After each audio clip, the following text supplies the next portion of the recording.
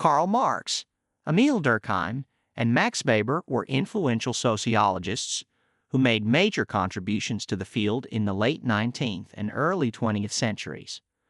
Their theories and insights remain relevant today.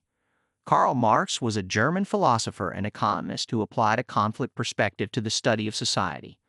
Marx asserted that societies progress through class struggle between the owners of the means of production and the exploited workers.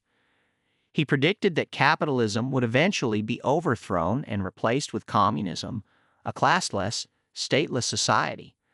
Some key ideas associated with Marx include dialectical materialism, historical materialism, and critique of capitalism. Émile Durkheim was one of the founders of sociology in France. He helped establish sociology as a formal academic discipline and developed rules for conducting social research. Durkheim took a structural functionalist approach, studying how the parts of society contribute to social stability. He introduced concepts like social facts, collective consciousness, and social solidarity. Durkheim's study of suicide supported using sociological research to make empirical observations. Finally, Max Weber was a German sociologist and political economist.